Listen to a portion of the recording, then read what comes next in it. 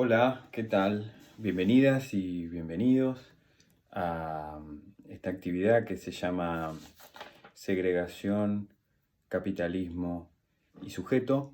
Mi nombre es Osvaldo Giorgetti y soy miembro de la Escuela de Psicoanálisis Seminario Freudiano Bahía Blanca y estoy muy contento de poder compartir esto hoy con ustedes. La idea es hacer dos encuentros. El primero, bueno, es este que están viendo, donde voy a tratar de hacer un despliegue de las puntualizaciones que vengo haciendo del tema, y bueno, y algunas aproximaciones que me vienen, que me vienen causando, que me vengo interrogando hace un tiempo. Y bueno, estoy contento de, como les decía, de poder compartir esto con ustedes y espero que lo podamos pensar juntos. Un poco cuando la Comisión de Enseñanza y Transmisión me propuso hacer esta presentación, desde un inicio yo lo pensé como una posibilidad de intercambio con otros analistas o con otras personas que estén ocupándose del tema. No necesariamente tienen que ser analistas. Así que bueno, ojalá se sientan interesados en el segundo encuentro, que va a tener lugar 2 semanas después de la publicación de este primer video, y que va a ser en vivo. Así que si les interesa, espero se inscriban y podamos pensar juntos el tema. Bueno, para empezar, hay que decir que la segregación es un tema que ocupó a Lacan a lo largo de toda su obra. Quizás porque él mismo fue objeto de segregación cuando fue excluido de la lista de analistas didactas, para que la Sociedad Psicoanalítica francesa pueda tener el reconocimiento de la IPA. Es muy interesante eso, y Lacan, hay una frase que no es la que yo tomé para hacer la convocatoria, es otra que me parece que está mejor porque da cuenta justamente de la articulación y de la necesaria articulación que tenemos que hacer entre los procesos de segregación, que son tan actuales, ¿no? Que tienen una actualidad abrumadora, y el discurso capitalista. Un poco esa es la idea de, digamos, de poder articular los tres conceptos, pero fundamentalmente siguiendo las puntualizaciones que fue haciendo Lacan, ¿no? Evidentemente es un tema que a él le ocupaba y que no le terminaba de... Algo como que no cesaba de no escribirse el tema. Les leo la primera cita, que es la que viene a cuenta de esto que les contaba sobre el momento en que él mismo es objeto de segregación. Dice: son muy pocos los sujetos que pueden no sucumbir en una captura monstruosa ante la ofrenda de un objeto de sacrificio a los dioses oscuros. La idea de dioses oscuros, Lacan la toma del acontecimiento social que rompió el siglo XX, que fue la Shoah, y bueno, él la toma de ahí. En hebreo, Shoah quiere decir catástrofe. Y bueno, eso obviamente, digo, fractura el siglo XX porque tiene, además de carácter absolutamente disruptivo sobre la condición humana, relanza un nuevo paradigma epistemológico. A partir de ahí, digamos que hubo hubo una interesante producción en los diferentes campos de las ciencias sociales y, bueno, y de las ciencias conjeturales, como le gustaba decir a Lacan, que como él pensaba que era el psicoanálisis. Así que bueno, continúo. El contexto de esta frase, como les decía, es cuando él mismo fue segregado en 1964 en el Seminario 11, de ahí es la frase. Él mismo había sido segregado como objeto de sacrificio, como les contaba, ofrecido a la Sociedad Francesa de Psicoanálisis para conseguir el reconocimiento de la IPA. Es muy interesante pensar en cuál es el rol, en cómo pensar la segregación como efecto de una búsqueda de reconocimiento también por parte de un sector, como si fuese un aspiracionalismo que tiene lugar ahí. Después vemos qué vuelta le podemos dar a eso, pero bueno, en principio me interesaba pensarlo así. A raíz de eso me hago algunas preguntas, como por ejemplo, ¿qué forma tienen hoy los dioses oscuros de nuestro tiempo? ¿Quiénes son los objetos de sacrificio?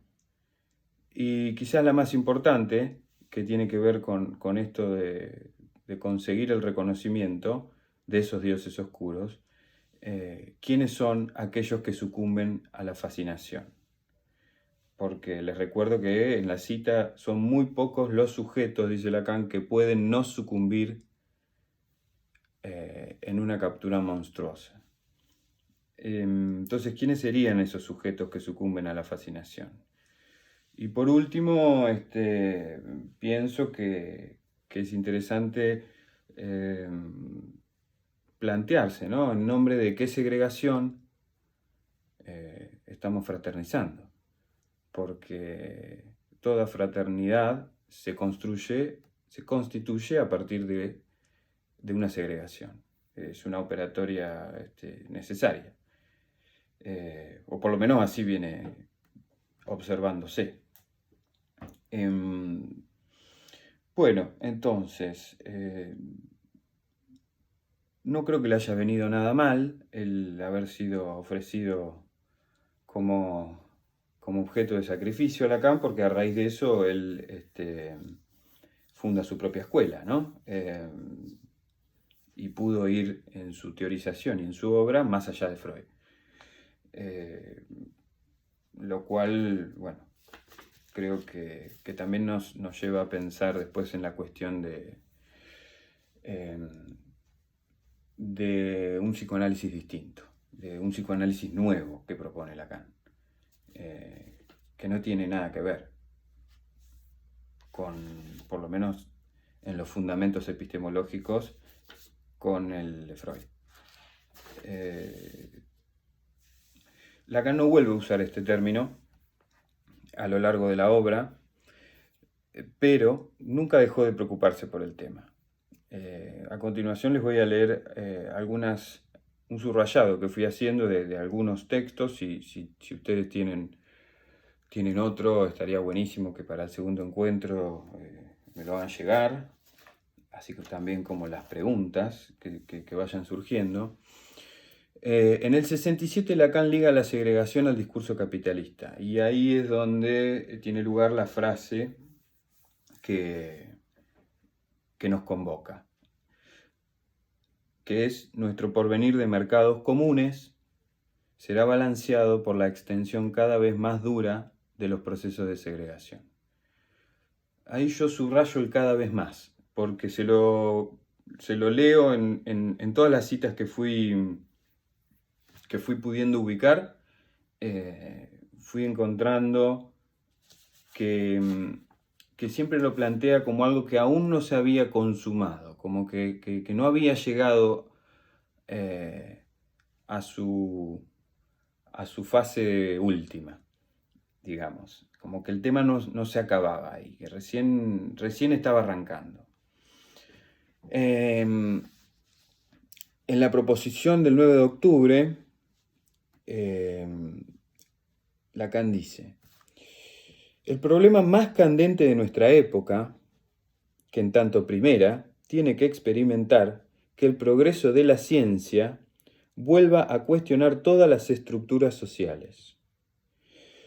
Aquello con lo que tendremos que vernosla, y de modo cada vez más apremiante, cada vez más, nuevamente, es la segregación.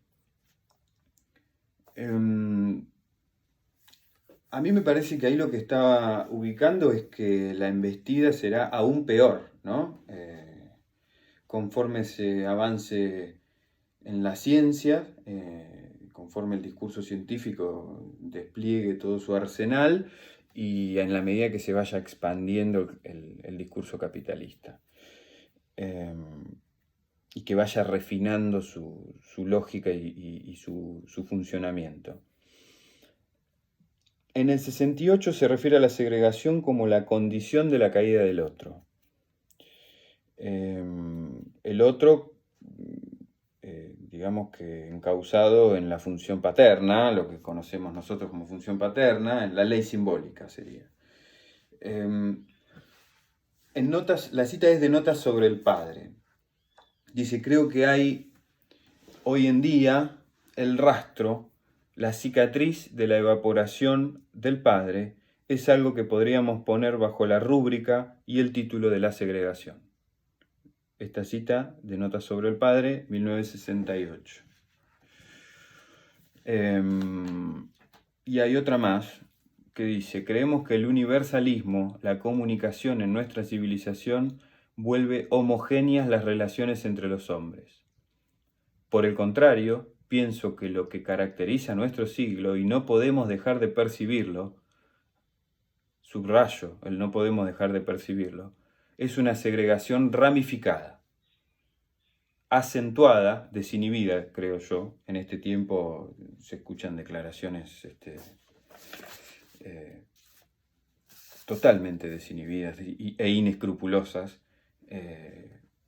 respecto de los objetos de segregación de nuestra época. Les decía, una segregación ramificada, acentuada, que se entremezcla en todos los niveles y que se multiplica cada vez más. Y que multiplica cada vez más barreras, perdón. Esto alude, digamos, justamente a la cantidad a la multiplicidad de barreras en el sentido de barreras a los lazos sociales, ¿no? Las barreras tienen que ver quizás con la primera barrera, quizás sea en ese sentido la que está en el mito de la acumulación primitiva de Marx. Eso está en El Capital, que es súper interesante, ¿no? Así como los psicoanalistas tenemos el mito de la horda primitiva que da cuenta, digamos, del origen de la cultura y del lazo social. Marx teorizó un mito de acumulación primitiva como lo que daba cuenta justamente de esa primer barrera originaria, que es la diferencia de clases. Está súper interesante. Si quieren, para el segundo encuentro lo podemos charlar un poco. No me quiero desviar demasiado. Sigo, ¿no? Vengo por orden cronológico, creo. La cita clave está en el seminario 18, en el año 1971, en el seminario de un discurso que no fuera de semblante. Está para mí la cita central. Lacan viene hablando sobre el narcisismo para referirse a los procesos de identificación que tienen lugar en la psicología de las masas. Para eso, digamos, como que viene haciendo un recorrido sobre las puntualizaciones de Freud y sobre la necesidad de que emerja un significante amo para que dé sustento a la ideología. Y dice, la cita, el recorte por lo menos que yo pude hacer: simplemente hay que decir que no existe ninguna necesidad de esta ideología. para que se constituya un racismo. Basta un plus de gozar que se reconozca como tal. ¿Por qué es central esto, no? Porque si bien veníamos hablando justamente del proceso de identificación que alude quizás más al eje imaginario y nos recuerda al eje imaginario del sujeto con el semejante, el estadio del espejo y toda esa parte, digamos, de la obra de Lacan, con la agresividad en juego ahí también, ¿no? El asunto acá es que vincula la segregación con el goce. Ya estábamos hablando, digamos, de que en esta altura de la obra de Lacan, sobre el final, digamos, ¿no? de su teorización, puede vincular la segregación no solo con esa agresividad que emerge de lo imaginario, sino con lo real del goce. Emparenta la segregación con el cuerpo, ¿no? Entonces, y incluye la palabra fraternidad en otra cita que tengo acá que les quería leer, que es de un año después, del seminario Oper, o Peor, lo conocemos así acá, o peor aún debería ser, de seminario 19, año 1972. Lacan va a emparentar la segregación con el cuerpo. Si bien incluye la palabra fraternidad en la cita, que nos remite, como les decía, al estatuto imaginario del cuerpo, hay que considerar que el cuerpo a esta altura de la enseñanza de Lacan tiene resonancias con lo real. La cita es la siguiente. Toca, sin embargo, no pintarle solamente el futuro color de rosa. Sepan que todo lo que asciende, que todavía no hemos visto hasta sus últimas consecuencias y que se arraiga en el cuerpo, en la fraternidad del cuerpo, ahí está ese significante en relación al cuerpo, es el racismo. Nuevamente, como les había puntualizado antes, con el cada vez más, acá dice, todavía no lo hemos visto hasta sus últimas consecuencias. Está claro que él ubicaba que había algo que se estaba, que se estaba desarrollando y que iba a expandirse de manera exponencial conforme avancen los desarrollos tecnológicos y el discurso capitalista.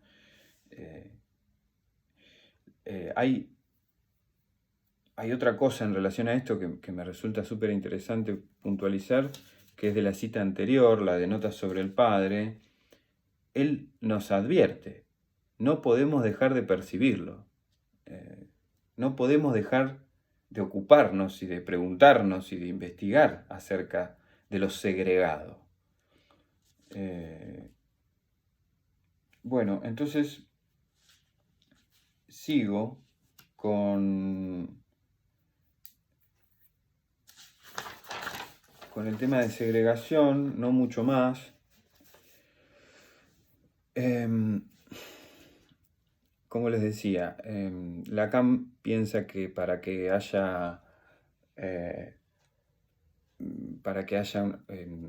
racismo, no es necesario, digamos, que haya una ideología en particular, va más allá del ideal que planteaba Freud, como condición de la identificación para la conformación de las masas. Lacan se refiere a la condición de goce acá, que está en el meollo de la cuestión. De este modo emparenta la segregación con el goce.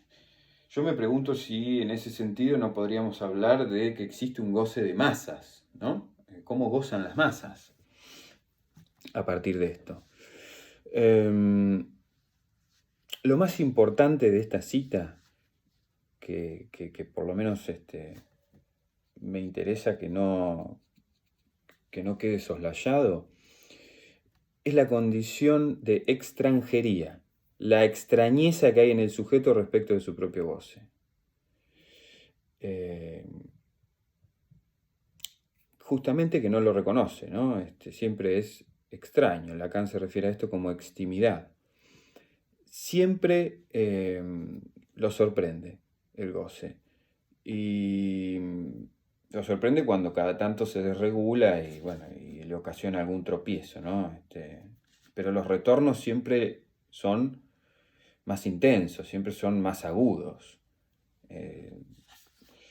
O sea que en la medida que uno no se ocupa de eso, que no habla de eso, que no trata de capturarlo simbólicamente, bueno, cada vez va a ser peor, ¿no? Digo, para pensar el tema de la segregación a nivel social también, fundamentalmente a nivel social, porque Lacan a la manera de un profeta está hablando en el fines de los 60 y principios de los 70 de algo que hoy estamos palpando con una nitidez innegable, ¿no?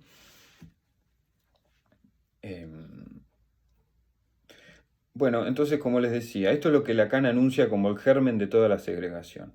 Lo que se desconoce es el propio goce. Y cuando algo de ese propio goce retorna desde el otro, cuando se pone en acción el rechazo más fundamental, es cuando se pone en acción el rechazo más fundamental. Cuando algo del propio goce no reconocido nos retorna desde el otro. O sea que no es solo la extrañeza en relación al acceso al goce que tienen otros lo que ocasiona la segregación, sino lo que justamente de lo propio no reconocido, ubicamos en ese goce.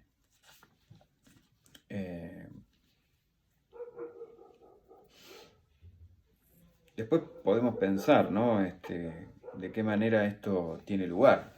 Si lo que molesta es que otros puedan acceder a nuestros beneficios o lo que nos jode, lo que nos perturba tiene que ver con algo propio que no podemos ubicar y que nos vuelve desde el otro.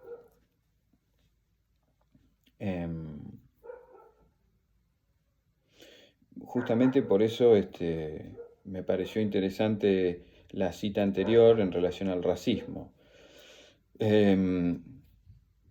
Lo que se rechaza y se segrega es el goce del otro, es el acceso al goce por parte del otro. Eso nos causa extrañeza, pero más precisamente lo que del goce del otro remite o refiere al propio, al goce propio desconocido. Bueno, entonces, por esto es que, como les decía, el término atraviesa casi toda la enseñanza de Lacan.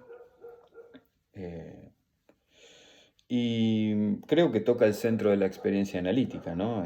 Porque si de algo nos ocupamos nosotros es del encuentro de cada sujeto con su extimidad, justamente, con esa extrañeza que lo habita y que siempre retorna desde afuera.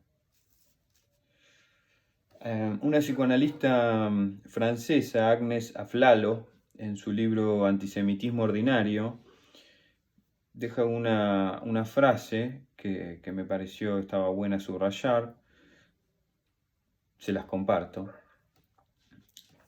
El odio a sí mismo y el odio al otro son el derecho y el revés de la misma moneda, que acecha la división del sujeto del inconsciente. Ella encierra, sin que lo querramos, nuestra propia maldad jamás advertida. Si las guerras son siempre guerras de religión, es que la religión y la neurosis no cesan de querer escribir la creencia a lo innombrable que nos habita, con las letras de fuego de la lógica totalitaria. Entonces, mi idea es poder pensar la cuestión de la segregación, que es tan actual en este tiempo, como les decía, interrogar el tema a partir de estas coordenadas que fue ubicando Lacan. Son las que yo pude ir ubicando. Posiblemente haya otras y me encantaría escucharlas. Yo no pretendo dar una clase magistral ni, ni poder enseñar algo, sino más bien compartir el recorte que vengo haciendo. El tema me causa hace rato.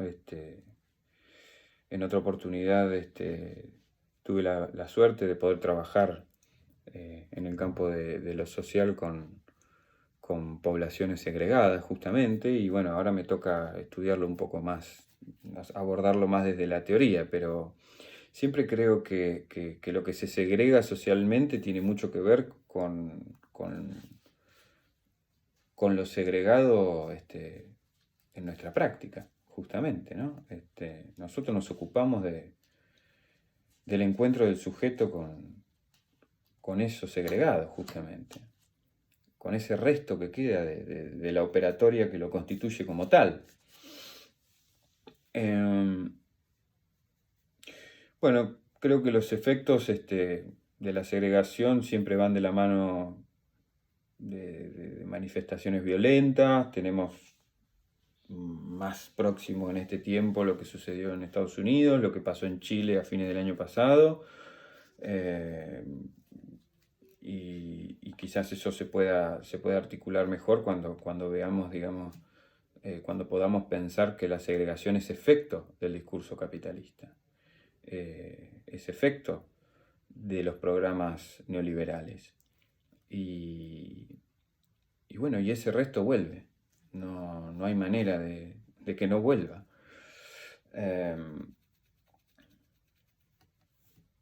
Como les decía, entonces los efectos siempre se ven de manera violenta, siempre del orden de lo que no se puede esperar, de lo que irrumpe, y de lo que posiblemente deja masacres. Por ejemplo, el terrorismo, pienso, ¿no? También. O la respuesta abusiva de represión por parte de las fuerzas estatales, de las fuerzas de seguridad.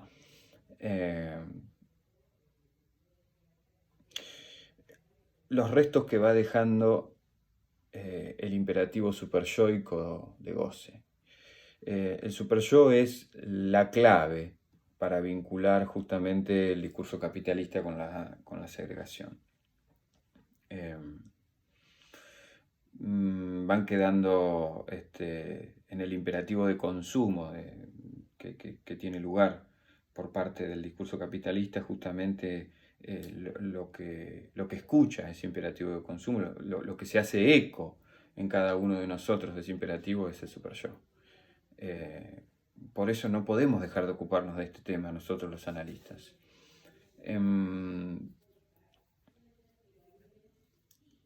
Siempre en la propuesta de consumo el sujeto está puesto más allá de sus posibilidades. Siempre falta, siempre falta. El discurso capitalista instaura una nueva relación entre la falta, entre el deseo y el exceso, entre el deseo y el goce, que es justamente con lo que nos la tenemos que ver en la clínica, ¿no? El sujeto tensionado entre el deseo y el goce. Instala una nueva relación entre esas dos instancias, porque el sujeto siempre es puesto por un imperativo de goce, por un imperativo de consumo, siempre es puesto más allá de sus posibilidades. Gilles Deleuze habla de esto, hay una frase muy conocida de él, que hace poco una amiga me hizo llegar, que es que lo propio de la maquinaria capitalista es la fabricación de deuda. O sea, es poner al sujeto siempre más allá de sus posibilidades, por un imperativo de consumo. El movimiento es circular, nunca termina. Después lo vamos a ver un poco más en detalle. Bien, entonces, hoy es muy interesante pensar qué es lo que está pasando con los pacientes con los contagiados de COVID-19, ¿no? En relación a lo segregado por la masa. Por un lado está la consideración positiva que se hace, el agradecimiento. En una época se aplaudía, ¿no? En los balcones y a esos mismos que se aplaudía, que eran los agentes de seguridad, los agentes de salud, también se los segregaba porque eran posibles portadores del virus, ¿no? Es una cosa, es muy curioso, realmente es raro. Creo que, bueno, por todos estos ribetes que fui tratando, el tema a mí particularmente me causa, me apasiona y creo que es muy actual y que el psicoanálisis debe ocuparse porque tiene algo que decir al respecto de esto. Después, para terminar con este tema, hice una pequeña lectura de un artículo que encontré sobre Serge Paugam, que es un sociólogo francés que se viene ocupando del tema de las desigualdades y del desempleo y del pensamiento racial, ¿no?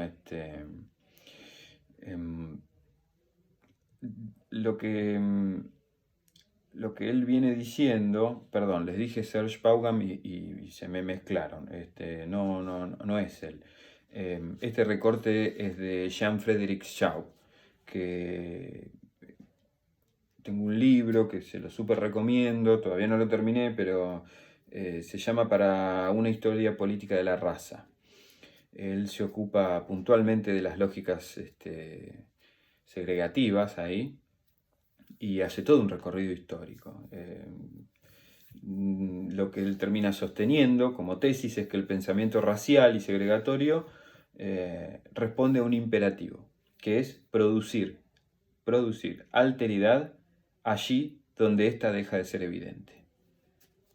O sea, ubicar extrañeza allí donde no está claro. La raza es simplemente un criterio, no es el único. Puede ser la religión, puede ser la orientación sexual, puede ser la afinidad política, ¿no? Eso es algo que últimamente acá en Argentina está teniendo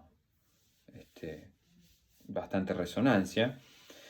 Lo interesante no es determinar si las variaciones constatadas entre las poblaciones son reales o imaginarias, sino en dar cuenta, en comprender de qué uso político son objeto. O sea, cómo se utiliza eso, cómo se capitaliza eso.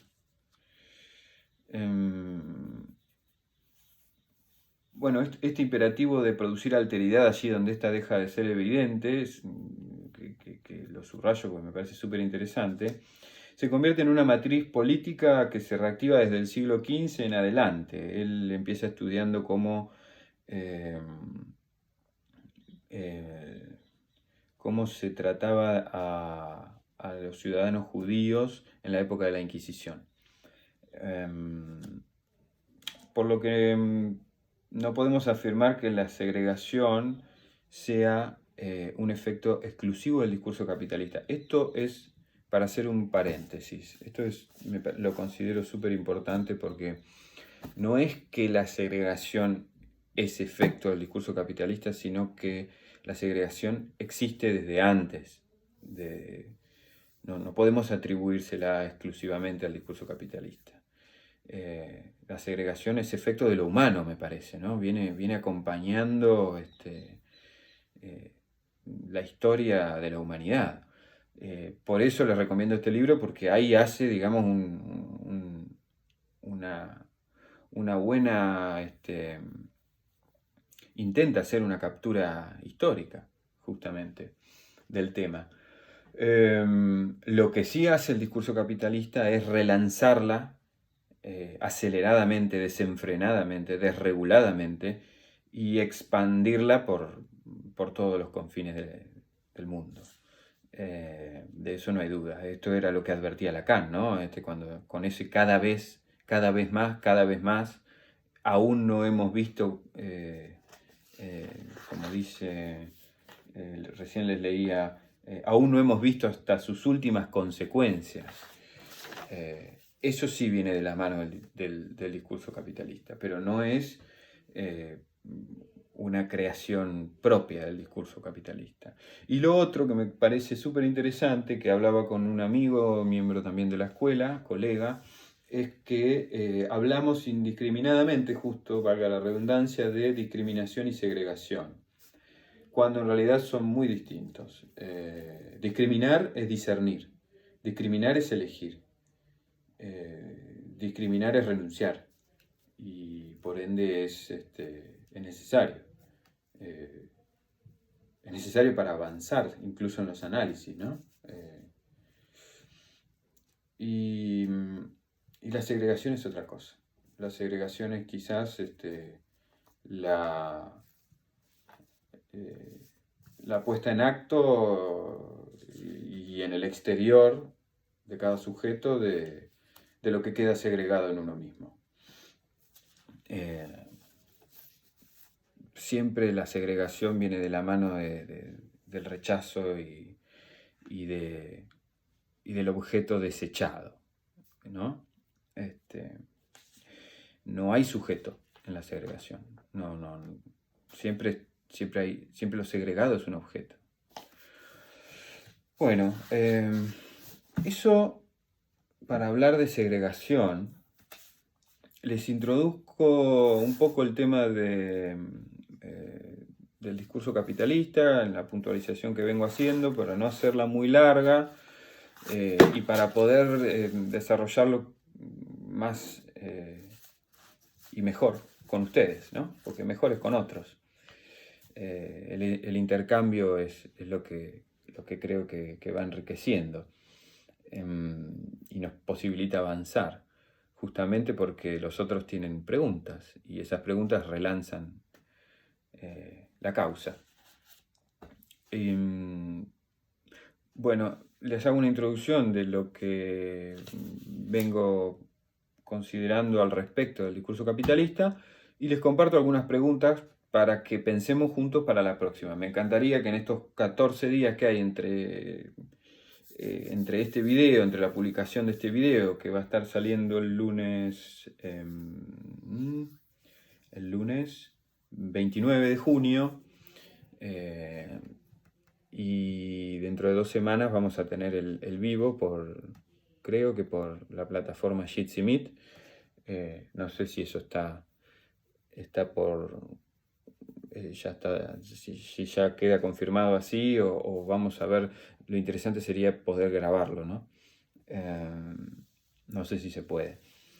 Bueno, entonces lo que les decía respecto del discurso capitalista, para introducir el tema, es que Lacan empieza a ocuparse de esto a raíz de los sucesos del Mayo francés de 1968.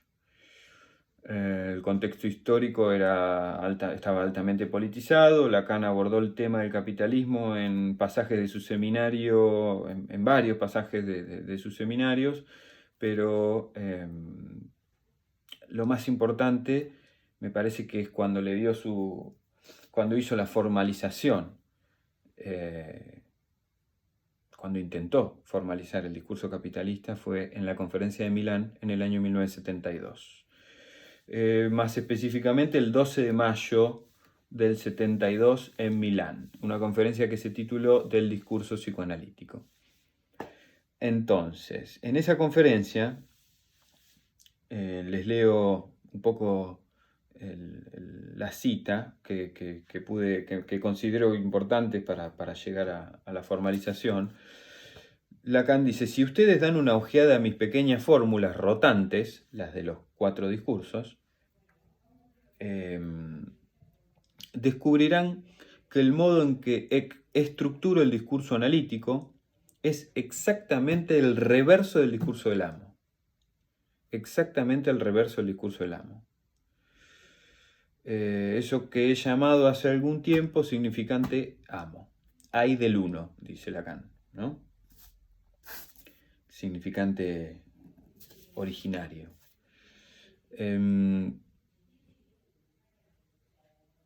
dice, el discurso analítico implica un mejor uso del significante, un mejor uso del lenguaje. Entonces, el plus de goce habría estado al nivel de la producción, ¿no? En la formalización de la fórmula de los discursos, el plus de goce, el objeto A, está ubicado en el lugar de la producción. Eso en el discurso del amo, ¿no? Porque es aquello que se produce por efecto del lenguaje. Es inevitable que algo quede como resto.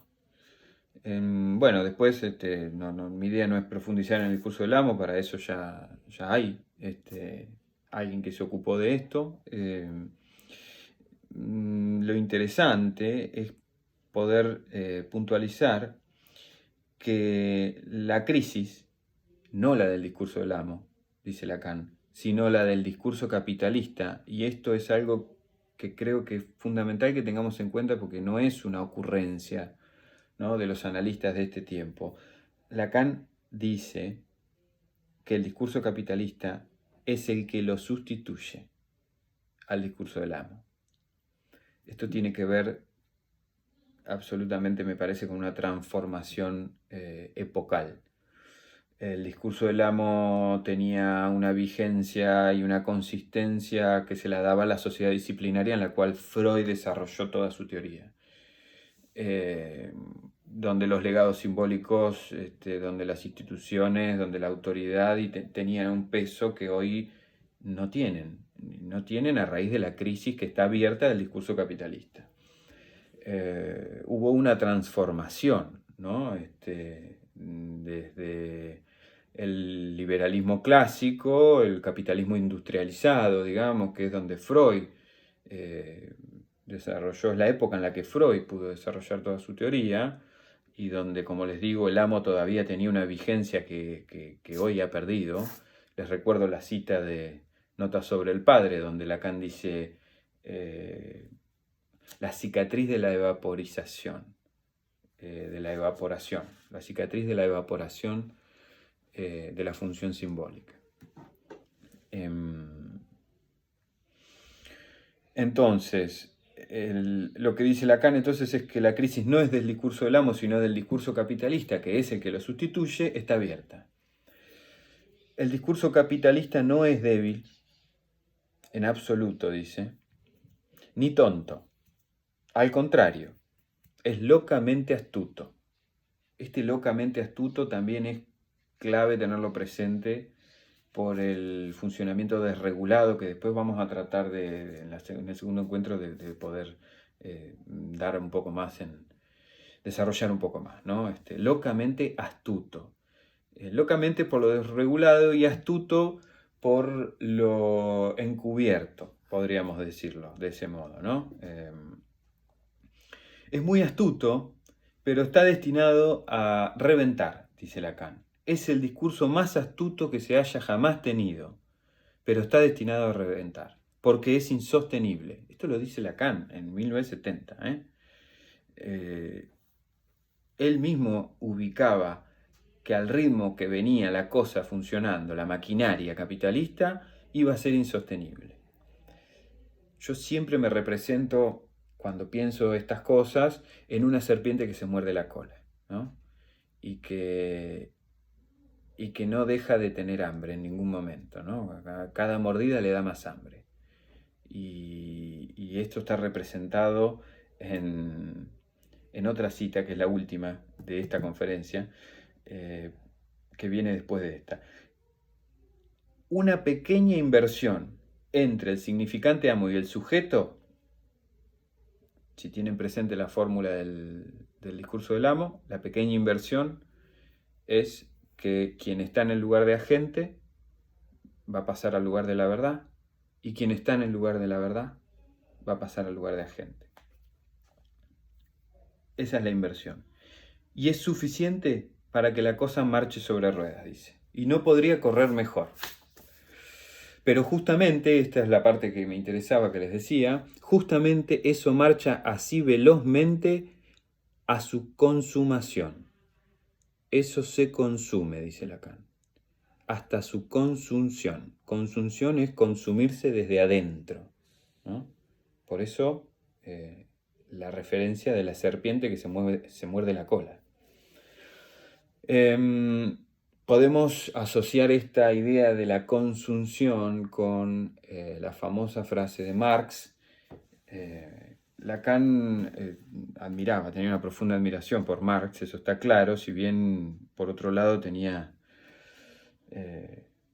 lo que él llamaba su antifilosofía, ¿no? Él se pelea bastante con la filosofía, pero con una idea tradicionalista académica de la filosofía. No con, me parece, con la filosofía puesta al servicio de las praxis. La cita de Marx, que está en El Capital también, y que se relaciona con esta idea de la consunción, es que todo lo sólido se desvanecerá en el aire.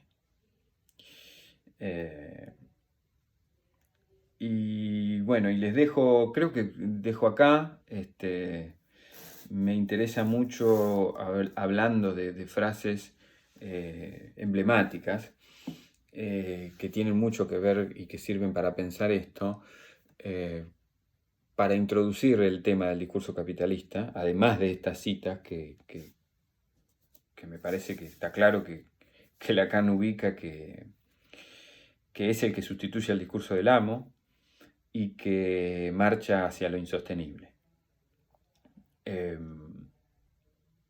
Entonces, la otra cita que me gustaba para que piensen, para que, no sé si la tienen presente o no, pero me vuelve todo el tiempo, ¿no? Que es también confesión de parte, podríamos llamarlo. El capitalismo financiero, como lo conocemos hoy en día, que es esta forma refinada, última, del capitalismo industrial, que es lo que venía advirtiendo Lacan, ¿no? Lo que hoy se conoce como neoliberalismo bien podría corresponderse con lo que Lacan teorizó como discurso capitalista. Les decía, entonces el neoliberalismo lleva al menos unos 40 años desarrollándose y bueno, hoy creo que estamos quizás con todo esto ante su posible o ante un posible avisoramiento claro de lo insostenible que es por las crisis sociales que genera.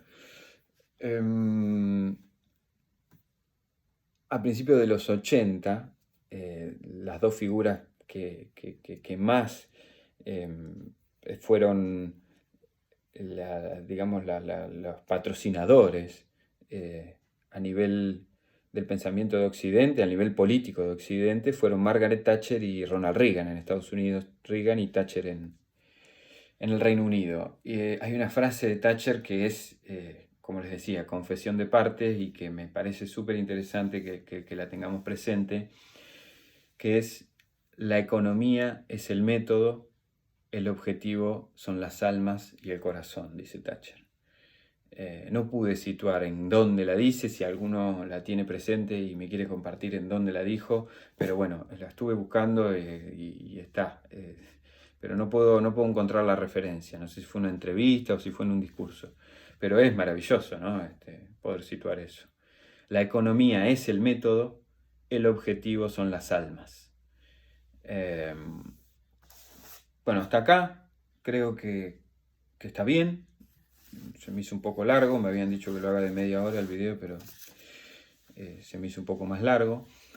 Les comparto por último algunas preguntas que me vengo haciendo y me encantaría que me compartan las propias. Así en el intercambio nos vamos enriqueciendo mutuamente. ¿Qué lugar para el sujeto del psicoanálisis, que es el sujeto de la ciencia, como Lacan dice en La ciencia y la verdad, ante un discurso que puja por lo homogéneo. Esto todavía no lo desplegué, pero la característica, digamos, justamente del discurso capitalista es la tendencia hacia la homogeneización. Técnicamente, Lacan lo nombra como discurso, pero podríamos debatir o cuestionar eso, porque en realidad la característica que puntualiza y que lo pone, digamos, en un lugar particular es la ausencia de imposibilidad. En los otros 4 discursos hay una imposibilidad en juego, que es lo que posibilita el lazo social y por ende el amor. El discurso capitalista carece de esa imposibilidad y por eso el movimiento es circular. Y la tendencia es hacia la homogeneización, hacia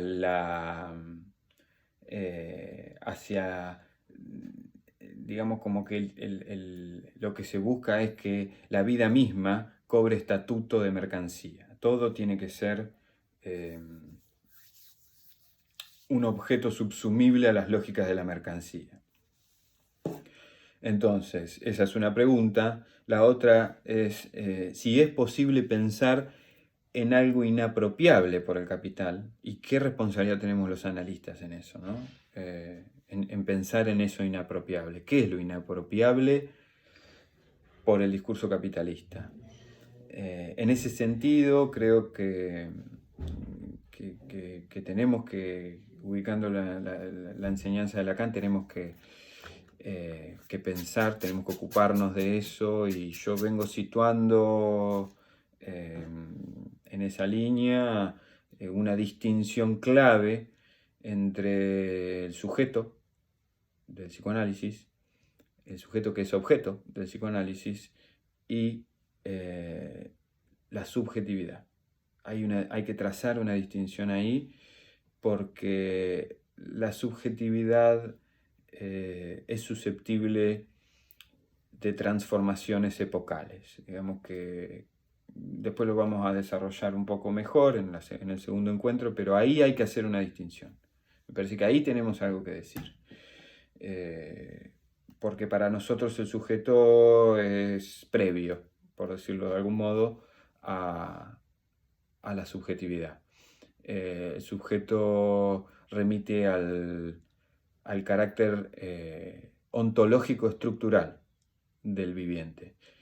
Y el sujeto como lo pensamos los analistas, ¿no? Como causado por el lenguaje, como efecto del lenguaje. ¿Cuál es entonces, en ese sentido, si consideramos que hay algo inapropiable por el capital,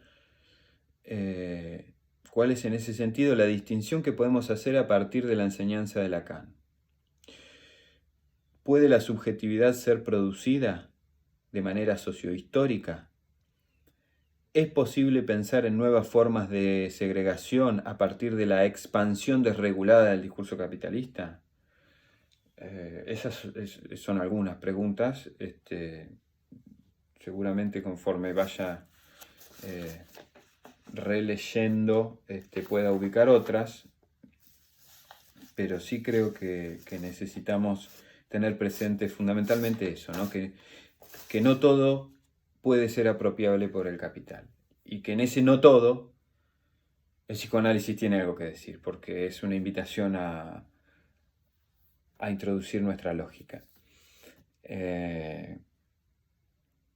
Bueno, gracias por escucharme, espero no les haya parecido denso y que de algún modo estén, a partir de todo lo que dije, interesados en ese segundo encuentro, que creo que va a ser más rico porque va a posibilitar el intercambio en vivo con ustedes, y tengo muchas ganas de, como les decía, de escuchar sus preguntas y qué vienen pensando, ¿no?, en relación a eso. Algunos analistas de la escuela y amigos me compartieron ya, me adelantaron algunas preguntas. No sé si respondí, pero bueno, la podemos seguir en el segundo encuentro. les agradezco y espero verlos el 13 o 14 de julio, creo que es el 14. Así la seguimos. Les mando un abrazo y bueno, gracias a todas y a todos por interesarse por este tema, y gracias a la escuela por invitarme a hablar de esto, ¿no? Por brindar el espacio. Me parece que algo de esto se pueda decir en una escuela de psicoanálisis posibilita pensar en que el psicoanálisis no va a estar condenado al confinamiento teórico, y que el porvenir del psicoanálisis es en relación a la apertura, ¿no? Y al intercambio con otros y con otras disciplinas, creo yo. Esa es mi opinión, no necesariamente entre analistas. Siempre nos preocupamos por el porvenir del psicoanálisis. Hay una frase en la tercera, que es de la tercera, del texto de la tercera de Lacan, que está súper buena para traerla. Voy a ver si para el segundo encuentro la traigo, que es sobre el porvenir del psicoanálisis, justamente, que tanto nos preocupa. Y bueno, mi pregunta es: ¿qué estamos dispuestos a hacer los analistas por ese porvenir? Más que ubicar que la culpa del avance de las neurociencias, o que van de la mano del discurso capitalista, claramente, ¿no? La proliferación de esas disciplinas y de esos avances, entre comillas, de la ciencia, le han ganado terreno al psicoanálisis, pero creo que no es sin complicidad nuestra. ¿Qué estamos haciendo los analistas para resistir a ese avance? Les dejo también ese interrogante que me vengo haciendo. Así que bueno, saludos, adiós.